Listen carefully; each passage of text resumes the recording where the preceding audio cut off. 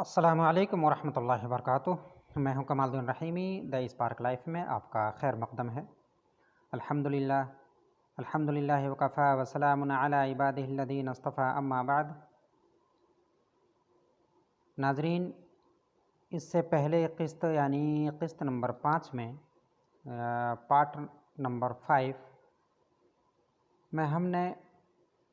یہ بیان کیا تھا، یہ خلاصہ کیا تھا کہ والدین کو اپنی اولاد کے مابین یعنی اولاد کے درمیان بھی مساوات کا معاملہ کرنا چاہیے، یعنی برابری کا معاملہ کرنا چاہیے۔ اور چاہے وہ لڑکی ہو چاہے لڑکا ہو، اگر لڑکے کے 2 حق ہیں تو ایک حق لڑکی کا بھی ہوتا ہے، ایک حصہ لڑکی کا بھی ہوتا ہے۔ تو لہٰذا میراث میں لڑکے کے 2 حق ہیں تو لڑکی کا ایک حصہ تو ضرور بنتا ہے۔ اور میرے خیال میں اگر لڑکی کا یہ حق ادا کر دیا جائے تو بہت سی جو غلط رسومات ہیں اور جو لڑکی کو سسرال میں جا کر کے بہت ساری جو پریشانیوں کا سامنا کرنا پڑتا ہے،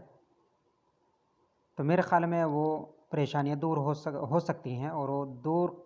یہ حق ادا کرنے سے، میراث میں حق ادا کرنے سے وہ ساری مصیبتیں دور ہو سکتی ہیں۔ تو رہا معاملہ یہ کہ اہل علم کے مابین جو یہ مساوات کے مستحب ہونے اور عدم مساوات کے مکروہ ہونے میں جو اختلاف ہے، اس میں کوئی اختلاف نہیں ہے۔ یعنی مذکورہ دلائل سے یہ بات ثابت ہو گئی کہ اولاد کے درمیان تحفہ ہدیہ دینے میں عدم مساوات مکروہ و تنزیہی ہے۔ بہتر یہ ہے کہ ان کے درمیان مساوات کیا جائے اور آپسی نفرت و عداوت کو پیدا نہ ہونے دیا جائے۔ اگر اولاد میں سے کسی ایک کو ہم زیادہ تحفہ تحائف دیتے ہیں تو دوسرا جو شخص ہے، دوسرا جو لڑکا ہے، تو اس کے دل میں یہ بات ضرور آ سکتی ہے کہ جو میرا والد محترم ہے یہ ان کو ہی زیادہ تحفہ تحائف دیتے ہیں۔ ان ساری چیز کو سوچ کر کے اس کے دل میں ایک بغض و عداوت اپنے بھائی کے لیے پیدا ہو سکتی ہے، اور یہ ایک قدرتی ایک فطرت ہے۔ تو بہتر یہ ہے کہ ان کے درمیان مساوات کیا جائے اور آپسی نفرت و عداوت کو پیدا ہونے نہ دیا جائے۔ لیکن کیا والدین کا اپنی بیٹی کو شادی کے موقع پر تلک یعنی نقد رقم اور لاکھوں کا سامان جہیز دینا اور دعوت و ڈیکوریشن پر ضرورت سے زیادہ خرچ کرنا عطیہ و تحفہ ہے؟ ہرگز نہیں۔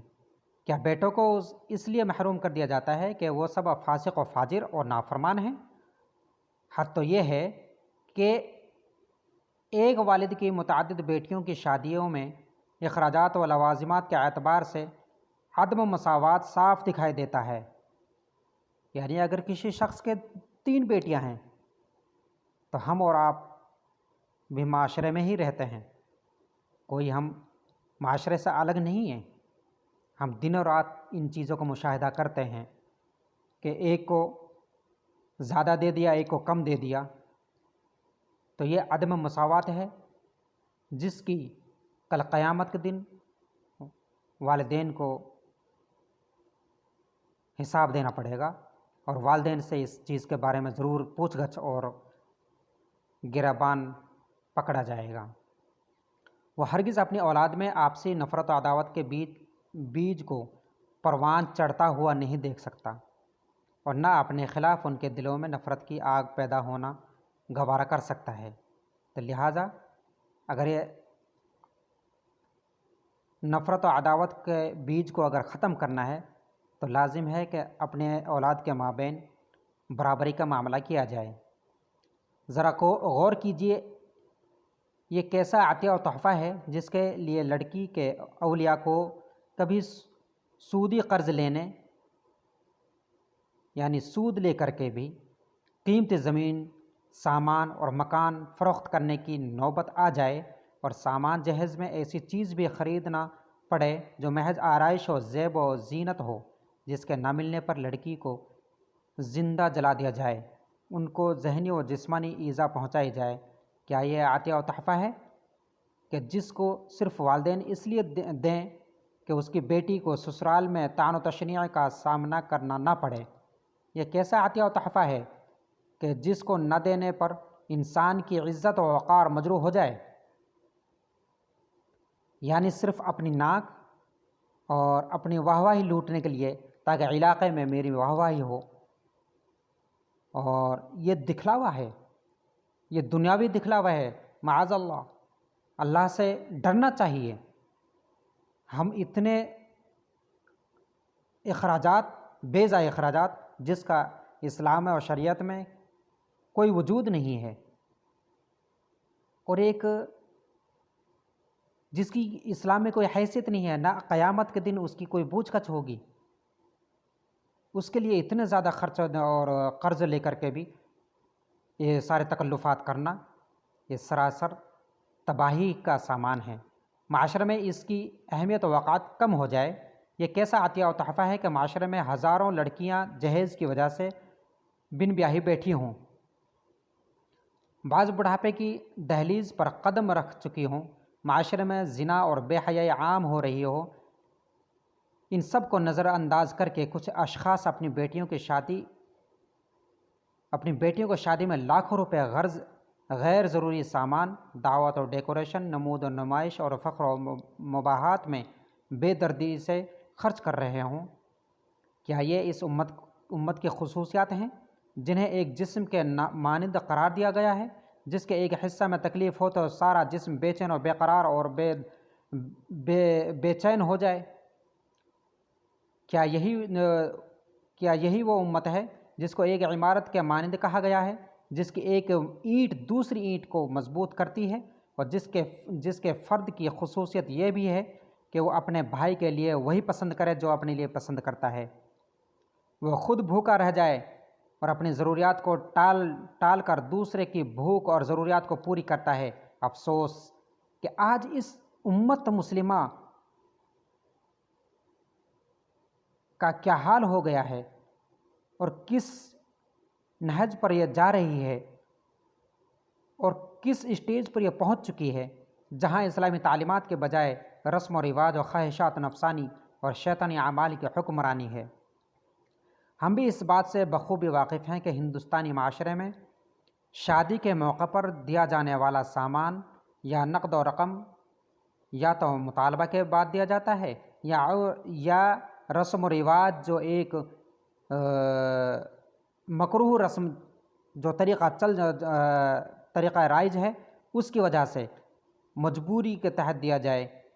یا اس خوف سے کہ ہماری بیٹی کو سسرال جانے کے بعد کوئی ذہنی جسمانی تکلیف و صدمہ اور طعن و تشنیع کا سامنا نہ کرنا پڑے، اس لیے مروجہ تلک اور جہیز نہ وراثت ہے نہ جائز عطیہ۔ لہٰذا کان کھول کر وہ لوگ سن لیں، اور وہ ایسے شخص اور ایسے اشخاص اس چیز کو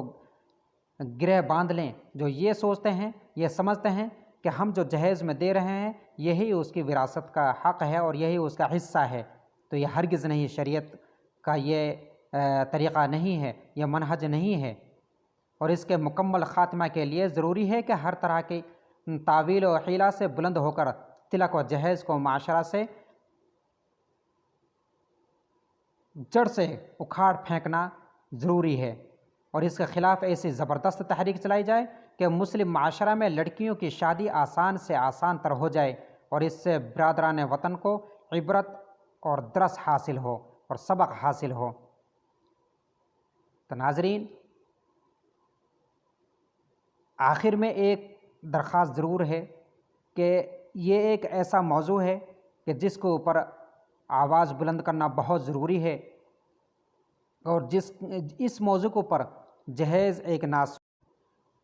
ہمارے استاد محترم فضیلت الشیخ مولانا محمد شمشاد صاحب ندوی دامت برکاتہم کی ایک کتاب جہیز ایک ناسور کے نام سے منظر عام پہ آ چکی ہے، جس کو 2002 میں فرید بک ڈپو نے شائع کیا تھا۔ تو امید ہے کہ آپ لوگ بھی اس پہ توجہ فرمائیں گے، اور انشاءاللہ العزیز اس سے معاشرے کو ضرور فائدہ ہوگا، اور اب گفت و شنید سے زیادہ عمل کرنے کی ضرورت ہے۔ اللہ تعالی ہمیں اور آپ کو زیادہ سے زیادہ عمل کرنے کی توفیق عطا فرمائیں، اور اس مکروہ رسم سے اللہ تعالی حفاظت فرمائیں۔ اسی کے ساتھ آج کی یہ ویڈیو یہیں پہ ختم ہوتی ہے، پھر ملتے ہیں ایک نئی ویڈیو کے ساتھ میں۔ تو اس لیے آپ حضرات سے درخواست ہے کہ اس کو زیادہ سے زیادہ شیئر، لائک اور سبسکرائب ضرور کریں، تاکہ زیادہ سے زیادہ لوگ اس سے فائدہ اور استفادہ حاصل کر سکیں۔ تو پھر ملتے ہیں ایک نئی ویڈیو کے ساتھ میں، جب تک کے لیے کمال الدین رحیم کو اجازت دیجیے۔ اللہ حافظ۔